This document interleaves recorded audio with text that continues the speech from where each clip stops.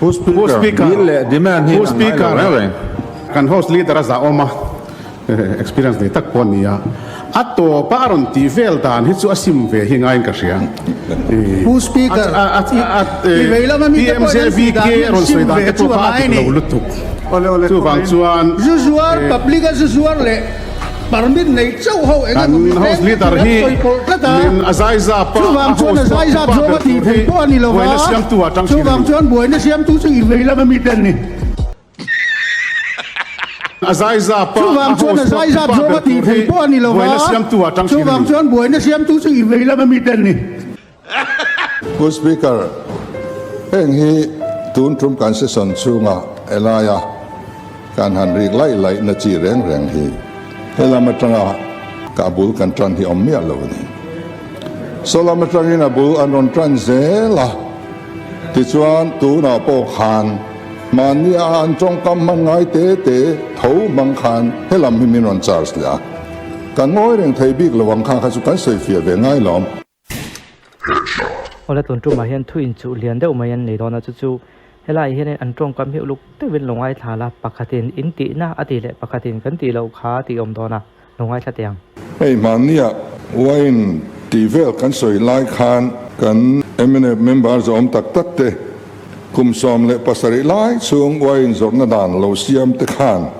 an handu lo der thuta ma se waina chon an du lo tak ani lo tian ron tilang le hi alom om kati an wain zor khak an zor chun zom don ni mai han huat thar wang ni tur kha om lo reng ani pu speaker point of order tu na wain zor hi kan du lo kan tia kan du na kan la tar lang bok lo kan du ngai don bok lo ni MNF party ang aron soi ni chuan kha chu thu dik lo ni ti he au sa an ka soi du ni pu speaker mandi lo ka sarkar khan nia an zor mek renga an zor lai an du lai kal mek zel ni khat po gap om loving kan sun zom don mai ani zo an du mek thilani wain zor kan du lo anti chuan an sarkar lai khan anti top turani anti top lova rules an siama an zuara zpm sarkar thlengin an zuara tuna hian kein ti top loving kan zuar sun zom don ani kan dang lam lo in nial tur kan om lo enga tige kan in nial tlat du thumun ti thumun in nial tlat kha ka thiam to lo ni helai hi chu mi pui hian makan ti ngot karing voina in kalom em na chu mania khan anan chuak taw hial na in a minister ngein khamia ta na poisa ngai zong voina demand aron puluta ti suan in lam le tin min vot pui don ta hi lom om ka ti ni so van so taw ngai to lo ka in lungrual ta voina chuan in athulak dana hi house leader an yang hianin Puting tawin kal se thain ka sia demand soya le bill amendment soi hi ain anglo ti chiang tu ania demand soya in pass pi lo ang hi chu a fel lo be kan tia puting takin kan oma tu dai soi anga pass pi lo in du ni chuang kan chuak le thei khatianga soi chi khan ni lo kan soi lian deu hi an pe hel sia la chu zuzor department kal tangan zor tu ra khati pok kha kan chua chan tura po khan excise department kal tanga zor tur kha karon soi ang pu speaker kan soi fiat te se soi fiat ma hi nan soi nan thina a boi thla khop mai adon le chuan foreigner te dignitary te tourist te Mizoram lo lu tan le Mizoram zu dam doi tan te mamoa doctorina zu lei phalna apek te tan chume te tan chuan kum sang kha zakwa som ko panga ani ta em kha kum som thum liam ta a to khan zu khap bur ani lai po khan chumi te na an leile an ron ken lu chu phal sak alone chinani zu khap bur ani lai po khan cho chu khati chen kha an soi sel si lawai ve lam mi te ya Who speaker taka anon soi sel sang ni le som pakwa total prohibition te khan kha pai vek ani towa tuna kan amen ta khan insason athar telani a omsa angin ko fan shwai tu te po tu moi na khila kha kha dana om lo kha half truth thi kan soi thin thu dik tuan ting soi hi a chul ka ti manga pu speaker zu zuara min puwa zu an zuar anti chuan foreigner le khatiang dignitaries ho tourist local hotel a thing khami te khan he lai exercise in an man to sa vuak ke mai ai chuan lo da tha sela chutami chu an lei theyang ten doctor and permit pek te point chutami chuan lei theyang te nia excise department in anzukol an thal na tura te kha mi hin claim te chau an ni kholai an zuar don lo nang le ke tan hian an zuar don lo khami zu zuar in pu te chiam kha pu te chiam tur chuan enga te mana khan an lo pu to lo sang kha zakua som kwa panga khan kha dan kha om ringa lom kum tam tak chung zu kha bur chung rong rong po khan kha sal theina dan kha om ringa zu in zuar an ti lo khamole enga tinge voinia ke ni kan ya wang zu zuar mi chua trip antum kha excise amendment act kha andu lo tak zet ani chuan committee puitlin na tura ministerina adima na pudlu po hi du lo tlang ma sengin ain om khop ain om thua chuan ma se chu du lo tlang ro ka ti na ni lo voina chuan kan in khil fia to a mizo mi puin kan thu in chu po an khe chiang tok to a chu wang chuan ami malte te nan soya tha ka ti ka vot pui theng anti vek to a chu wang in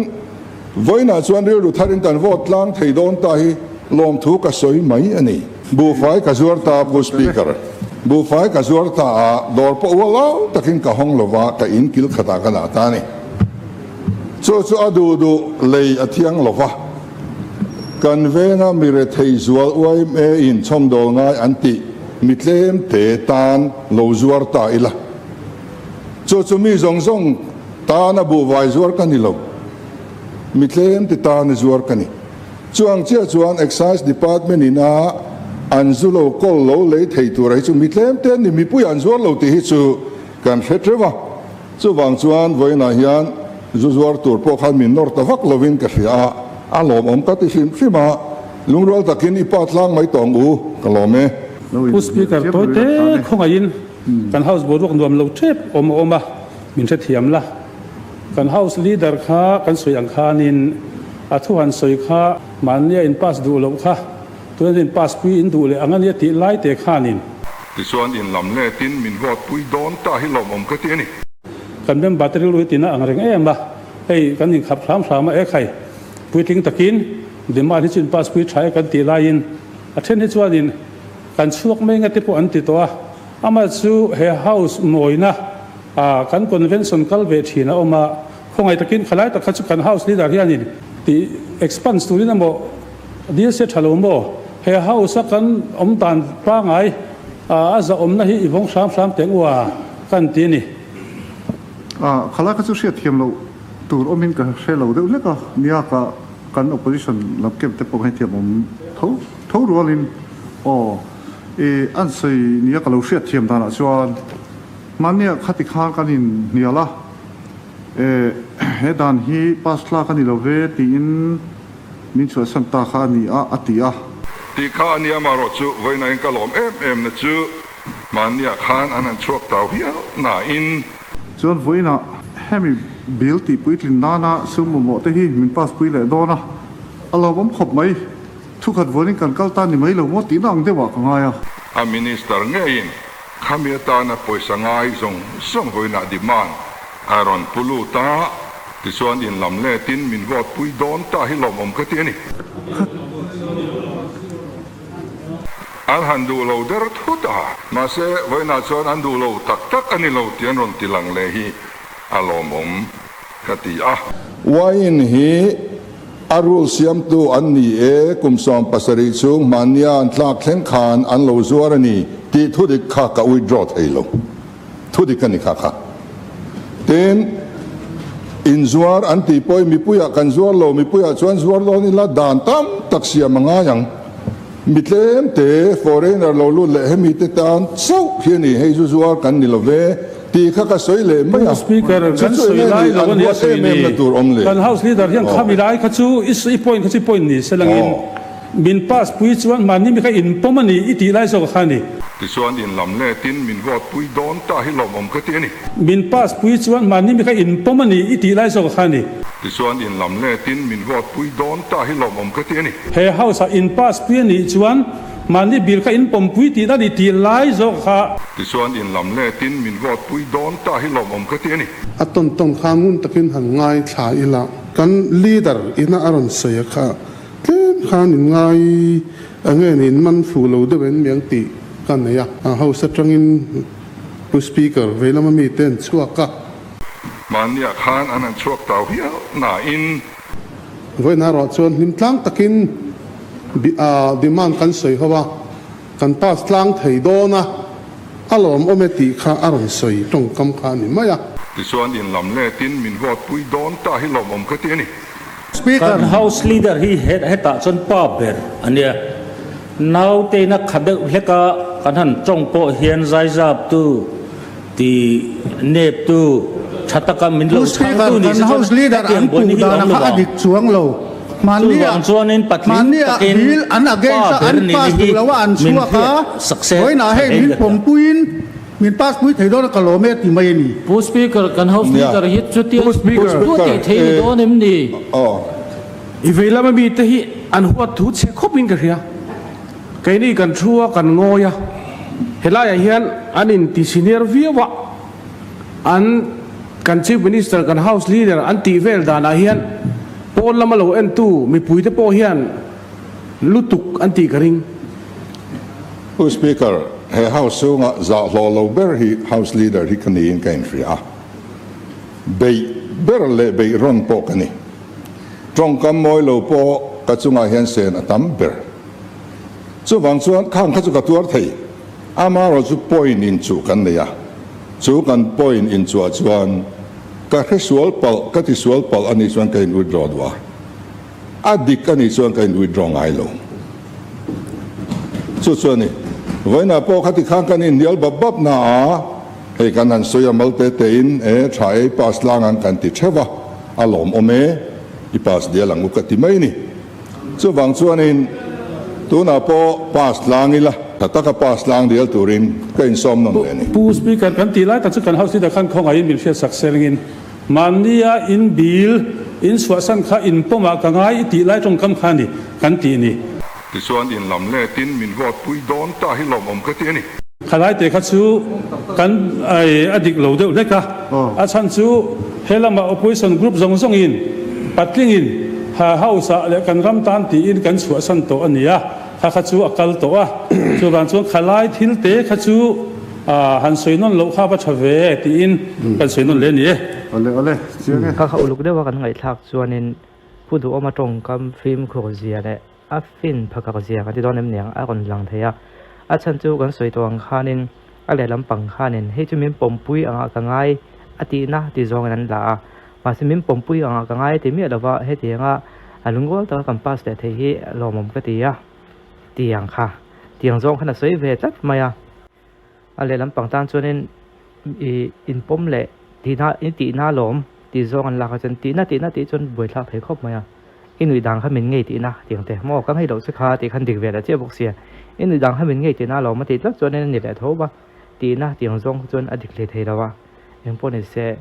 helai thuin chu te chu ke pok ve khan thlang na chun pu du hi do ta sei do mani o tong kam hi o khati khana tiang se ti kha om tho ma se ka han edit le na chuan in khati tak min pompui ve le ti na ni ti tong kam che kha chu lo mang lo ve de ubok nen khalai te kha tong kam khi an chep sual thadu lo viau mai le atok kha na kha hi lo en la kan du to don ya mania emoi si bil kan soya pas pui kan du lai po khan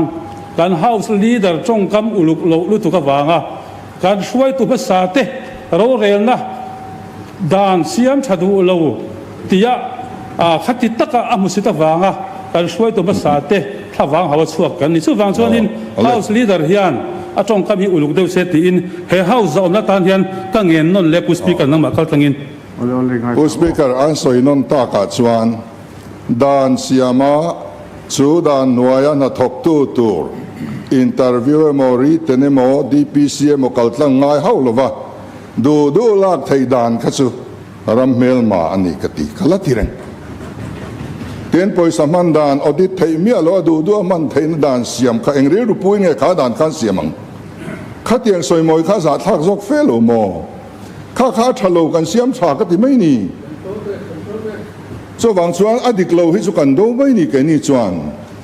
thil dik lo na chu soi moi vak ngai na om lo trong kam thlum tak juk man vak ngai na po om lo wa an ma ni zok hian ti hianin min ron so phok thina chu kan buaina ani zoka chu wang chuan voina po hian chuak tau to lul lo sela min wa pui tlang dial selang ti hi kan en du na ni a zo mi zor ti Speaker, point of order. Audit chung chang ka chu hei ke ta chiang takin minister ron soi via tang ka khek ka ti kha chu audit chung chang lo an halak chung chang ka chu alo lo ani pon kha soi share lo ma se audit chung chang chu hei ke ta chiang takin pu speaker a minister in pu speaker ron soi hun to po lo ma ve pot selang le ang to pa soi thina ka chu athalo hausa hian thu dikhi soi la hei ke chiang takin khata nang ma po house property tamporon peto che kalai ka chu speaker kan house dor hian ka lo soi sual palani ati ni pon adikang khatia a minister in ron soi fia ro se hotana chu ngak tlang te lu house property ron soi do na lo male wine up na le Pu speaker galading lo velam ahian BJP kana congress no MNF an oma BJP ina kan chua san na chan chu thil le hi cheng khat man kan va le pan azur tun he na cheng khat man tlep te kan le a kha azur tu tang kan va le ni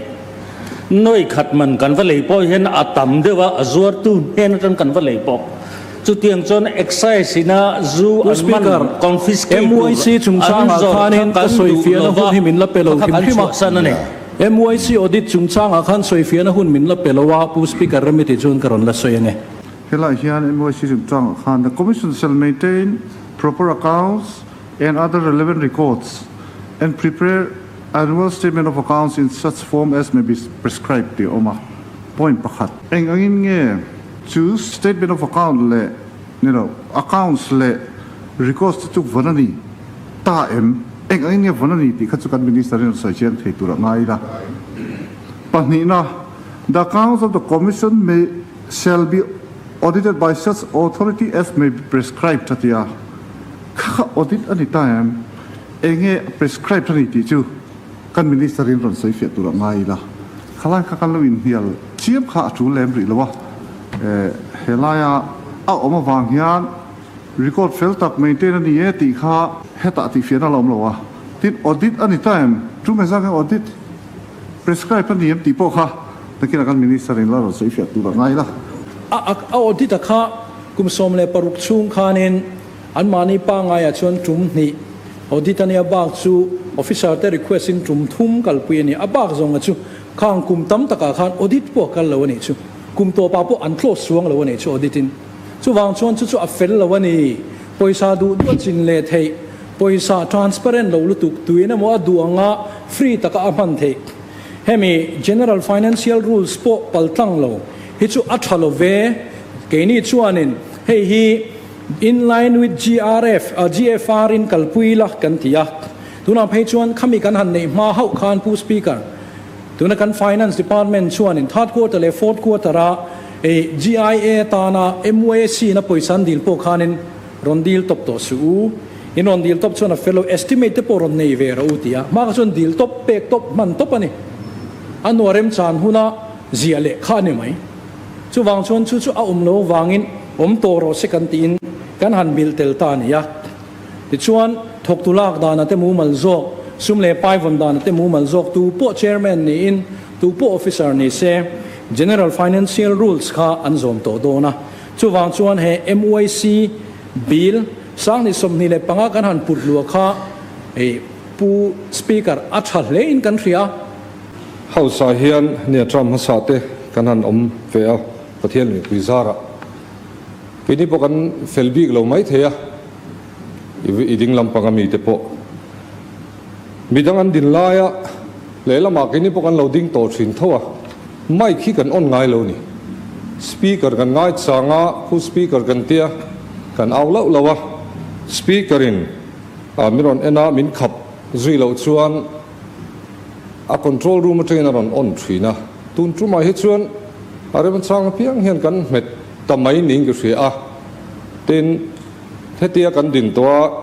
microphone on ani chuan house of po recording ate record ate lo lut ta a he chu ti chun som lo ni sela a thak pin ka ria